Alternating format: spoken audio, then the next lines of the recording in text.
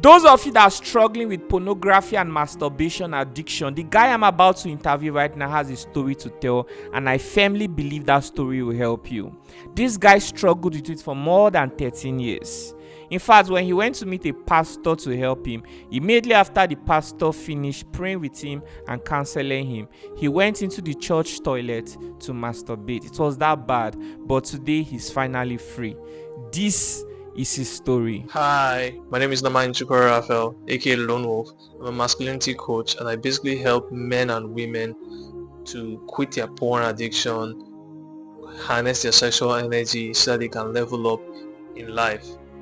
I was once addicted to porn and masturbation myself, but by the grace of God, I was able to conquer it. And now I'm here to tell my story. This is my story. Let me just watch one video, nothing will happen. So I was like, okay, I don't have data, so I can't even watch porn, so it's going to be easy. But guess what happens? MTN dashed me 2 gig. Just like that, like all of a sudden the urge comes, I started watching porn. I watched a lot of videos. Bro, you said you suffered pornography and masturbation addiction for more than 13 years. Can you tell us how you overcame it? In fact, tell us how it all started. Okay, so I was like sitting outside my house one evening, like a long time ago. I can't really date that, but a friend of mine, my very close friend, so he told me that, guy, do you know that if you rubbed your organ, with toothpaste or with soap or with lotion or Vaseline, whatever, that the stuff would come out. I was like, no, do you mean I have this stuff? I was very, very like, I didn't know anything. I was very naive back then. So I was like, do you mean I have this stuff in me? He's like, yes. I said, I don't think so. So I did it more out of like inquiry. I was really inquisitive. I wanted to find out. And so that same day at night I was alone, I just tried it, and I did it like for a long time before I noticed that something came out, and boy, I knew that, I really had this stuff I was talking about. So that was how it started for me, Okay. So this continued for more than 13 years. How eventually were you able to stop it? Yeah, so it's continued for 13 years, but I was lucky because as at that time that I started watching porn, right, I did not have access to fast speed internet like the way youths have now, like children of 13-year-olds now. So I wasn't really, I wasn't having the best videos. It was just clips, short clips of 2 minutes. But I continued watching these videos over time. Like it wasn't like regularly, because I didn't have a phone of my own then that could surf the internet. So, but when I realized that I had to stop was in 2020. That was during my NYSC. I knew that I wasn't really doing anything in my life. I wasn't taking my life seriously. Even I was trying so hard to make things work, but things did not just seem to be working. And I saw like my mates, my friends, people younger than me, they were moving forward in life. And I was like, why is it that I'm so afraid of what I don't even know about? I couldn't do anything. So I had to pin it down to, I think this thing is coming from masturbation and the porn I've been consuming. It even took away my confidence. I couldn't approach women. I couldn't talk to women. So I narrowed it down to porn and masturbation. So this particular day, I did not go, I didn't go to school. I was a teacher in Bauchi State. I sat out in Bauchi State. So I didn't go to school that day. And right, I'm in my house in the north, right? And I'm just there. All of a sudden, the urge comes. I start watching porn. I watched a lot of videos. I don't know. There's this thing about this addiction that you cannot just get enough. You just keep wanting more. Like more videos. You're looking for the right one. The one that will make you tick. Right? The one that will make you. So I kept doing that for hours until I even injured myself. Like I couldn't do it anymore. Like that's how bad it is. So I went to a church in the Catholic. So I went to a priest in the cathedral in Bauchi State. So, and this priest, very nice person, he listened to me lovingly. He told me how much God loves me,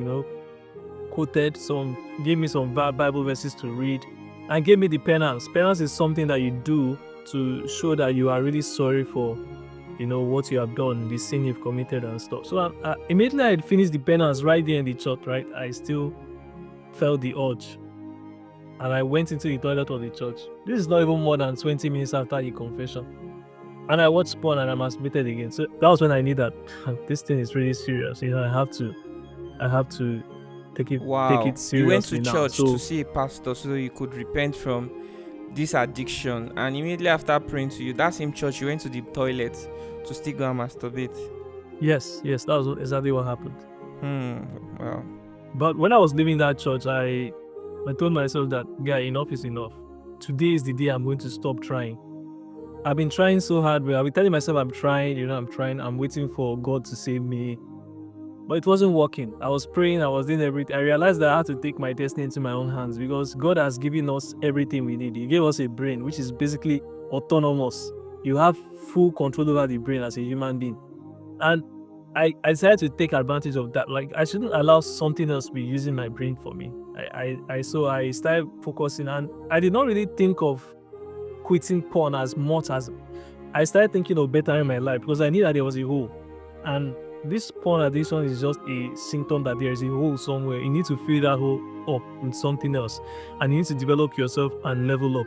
So I started working on personal development, started reading books, started fasting. Also, I did spiritual things like fasting, reading the Bible, meditating, going out, working out, and all of a sudden I just realized at some point that why am I still doing this thing? It doesn't make any, and it was easy for me to just give it up, just to make it short. Yeah. wow. So how did you eventually just stop? Yeah, so I did not eventually just stop.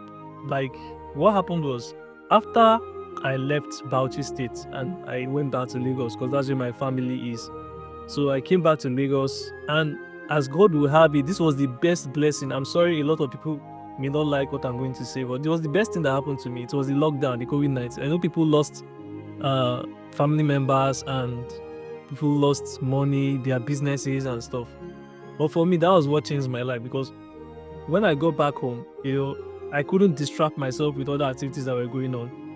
Even though I had the internet then, but I was broke. I didn't have money to even be subscribing for data and stuff. So I just had to build myself. And I was scrolling I was watching YouTube one day. I'd already started having like this thought process of there's something more to life than this porn addiction. Porn cannot just be, everything and stuff. So I was scrolling on social media, and the YouTube algorithm brought me to a particular guy. His name is Captain Blackmon. So he does videos about semen retention, about female nature, and a lot of other stuff, and business and stuff. So he talked about this 30 days porn free challenge. Like can you, like, trying to challenge me, basically the viewer, to a 30 days porn free challenge. So I was like, can I do this thing? I was like, okay, let me try this thing. So I decided to try the 30 days porn free challenge. I decided to take the challenge up for it. And when I started, it's the first day, the day one, the day I started, I did not even have data on my phone anymore. I was broke. So I was like, okay, I don't have data, so I can't even watch porn, so it's going to be easy. But guess what happens? MTN asked me to gig. Just like From that. nowhere. I was like, God, what is happening? What is happening? What do I do? Like, I didn't even type the website, just to press go. But somehow something just made me, like, I don't know. I would say the Holy Spirit of God, because I would say it's God, because I knew that if I click that website, I was gone for the next 1 year. I knew.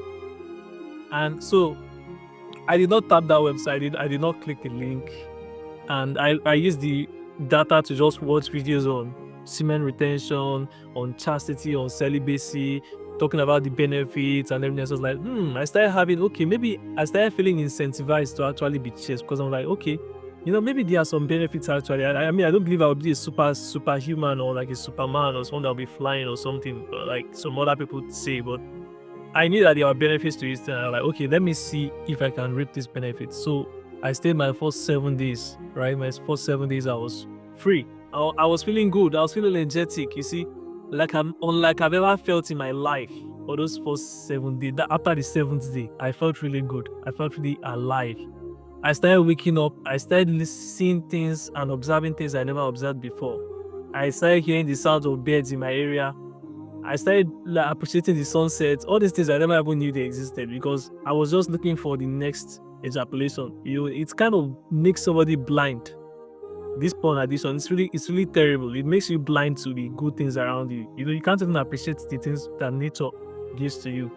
So after the 7th day, I started appreciating nature. I started appreciating solitude. I started loving to be by myself, not to watch porn this time around, but just to sit with myself and just enjoy myself. Like, just sit with my thoughts. I've always been running away from myself, by watching all these porn videos, looking for something exciting to do. But now I can just sit with myself. And that period was really life-changing, because I would sleep around maybe 11 p.m. By 3 a.m. I'm up. And I'm up, like, ready to start doing stuff. Like, I'm not groggy. I'm fully awake. I'm fully alive. But there's just so much energy I never experienced in my life before. So that was just like, that was when after that first 1 week, I did I think I need to see if I can go for 14 days. And I completed 14 days. And I completed the 30 days. I'm like, I need to go 60 days. It was now more like a drug for me, being free from, because I was just alive. I was just happy. Like, I'll wake up in the morning, I'll be looking for someone to send me on an errand, because I was just so energetic. I wanted to do something. And I knew that I was afraid that if I did not use this energy, if I don't transmit this energy, I would use that energy to go back to watching porn. And because then I had not learned transmutation, it was after I met and Nakula is a friend of mine, is in Canada, is my mentor, and I'm also a coach in his institute, in his ministry. So basically we help men to quit porn, masturbation, and also to just be able to transmit their sexual energy instead of using it to go watch porn, chase women and stuff, to also use it to build their life, into their businesses, into their workouts, into their family, into whatever it is. So it was after that time that I knew that I had to make this a lifestyle, and it became a lifestyle for me. So ever since then, it's not been any going back. Wow, this is really, really interesting. I think this information will be of help to a lot of people, because there are people who have struggled so hard to stop, but they have not seen that breakthrough yet. I think this story will push them a bit further, or even help them to stop completely. And I also thank you for being truthful, honest, transparent. It wasn't easy. You tried to stop, you seeked help, but none of these things help you until you forced yourself. You went on that 30-day challenge, and then you saw victory. This is really inspiring. Thank you so much for sharing the story.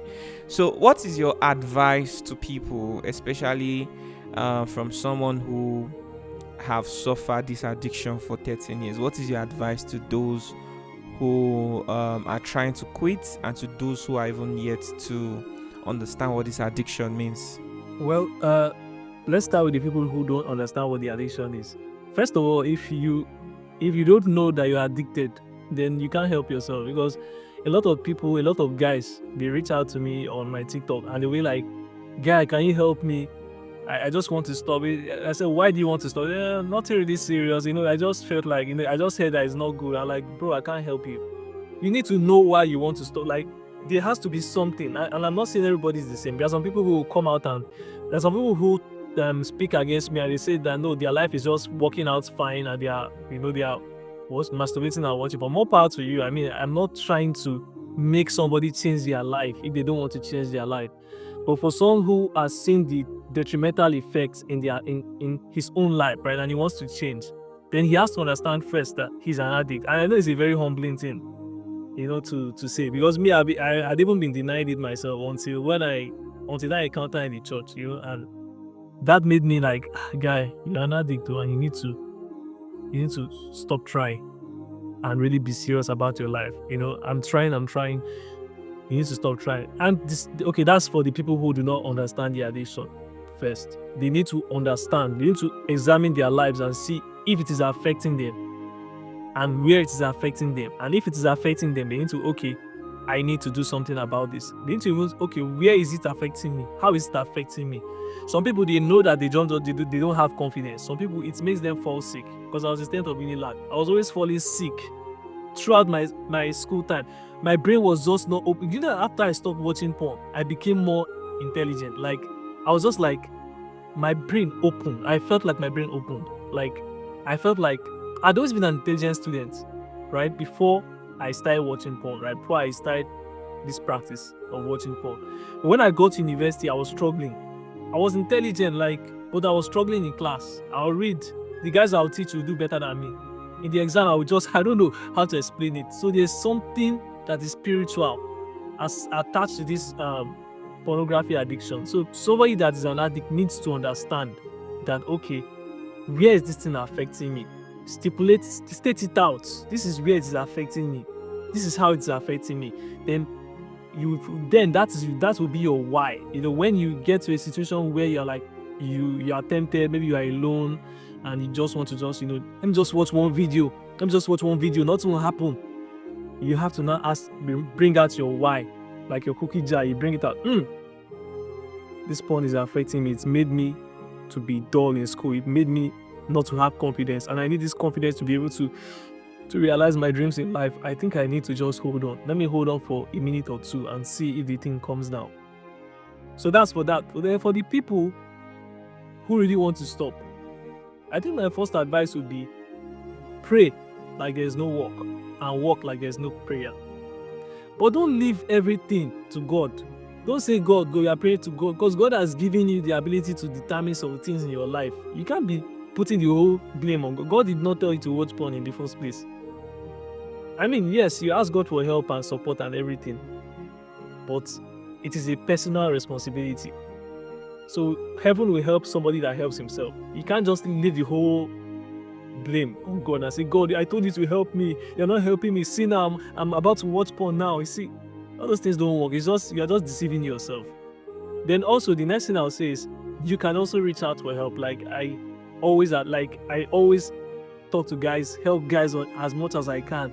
The ones that reach out to me on TikTok, from anywhere, I always reach out to them. There's this particular guy that reached out to me, and he's been so happy because for 50 days now, he has been free from porn. He has never been able to go for a week for a very long time. And now he's not just trying to stop watching porn now. No.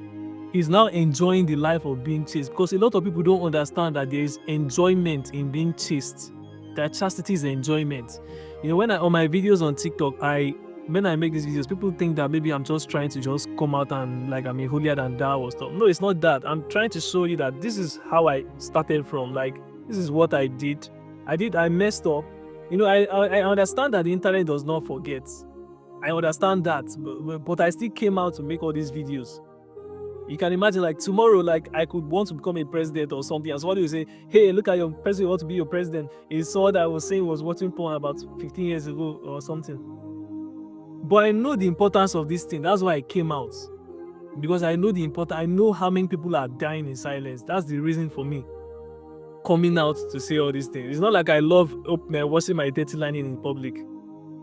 Yeah, so that's just by the way anyways. So, first of all, you can reach out for help.